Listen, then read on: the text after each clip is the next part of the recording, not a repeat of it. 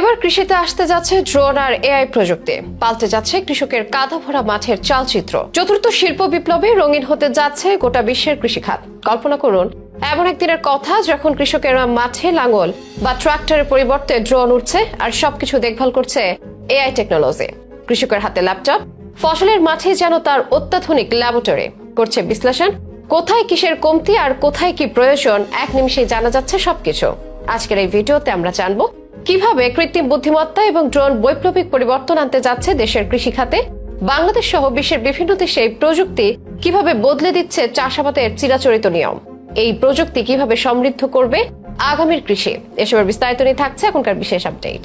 বিশ্বের যত খাদ্য চাহিদা তার সবটাই পূরণ করে কৃষিখাত। এক বছর বিশ্বের কৃষিখাত বন্ধ থাকলে বা কোনো বিপর্যয় দেখা দিলে তার পরিণত হবে ভয়াবহ, মারা পড়বে বিশ্বের অর্ধেকের বেশি মানুষ। শুধু খাদ্য চাহিদা পূরণ নয়, আমাদের ব্যবহার্য নানা পণ্যের কাঁচামালের জন্য আমরা নির্ভর করি কৃষি খাতের উপর। তাই তো আধুনিক এই সময়ে এসেও তথ্য প্রযুক্তি খাতের থেকে কৃষি খাতের গুরুত্ব কোনো অংশে কম নয়। 700 কোটির পৃথিবীর জনসংখ্যা বর্তমানে 800 কোটিতে গিয়ে ঠেকেছে। বাড়তি জনসংখ্যার জন্য বেড়েছে খাদ্য চাহিদা, তবে কমেছে কৃষি জমির পরিমাণ, আর এখানে চাপে পড়েছে বৈশ্বিক কৃষি খাত। আর এই চাপ সামাল দিতে কৃষি খাতকে করা হচ্ছে আধুনিকায়ন, যুক্ত হচ্ছে নতুন নতুন প্রযুক্তি। কৃষি যা বিশ্ব অর্থনীতির মেরুদণ্ড, আজ সেই খাতে পরিবর্তনের হাওয়া লেগেছে আধুনিক প্রযুক্তির ছোঁয়ায়। যুগ যুগ ধরে চলে আসা লাঙ্গল, চোয়াল বা বলদের জায়গা নিয়েছে ট্রাক্টর, পাওয়ার টিলার এবং কম্বাইন্ড হারভেস্টার। তবে এই খাতে আরো বড় বিপ্লব আনছে কৃত্রিম বুদ্ধিমত্তা ও ড্রোন প্রযুক্তি। এআই আমাদের শেখাচ্ছে কিভাবে জমির উৎপাদনশীলতা বাড়ানো যায়, মাটির আর্দ্রতা, পুষ্টি উপাদান এবং রোগবালাই শনাক্ত করার জন্য এআই নির্ভর সেন্সর ও অ্যালগোরিদম ব্যবহার করা হচ্ছে।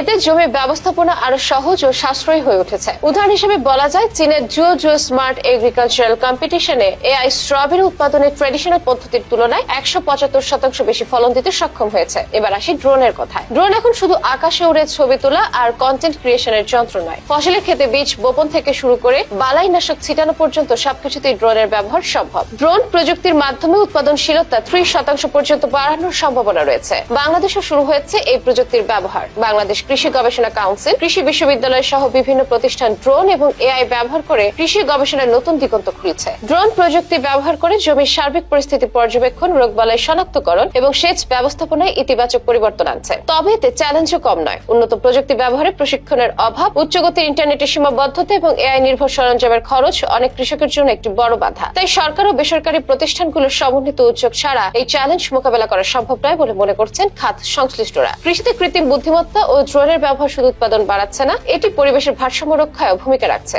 পানি, সার এবং কীটনাশকের সঠিক ব্যবহার নিশ্চিত করে ক্ষতিকর প্রভাব কমানো সম্ভব। চতুর্থ শিল্প বিপ্লবের যুগে কৃষি খাতেও এআই ও ড্রোন এক নতুন সম্ভাবনার দুয়ার খুলে দিতে পারে বলে মত বিশ্লেষকদের।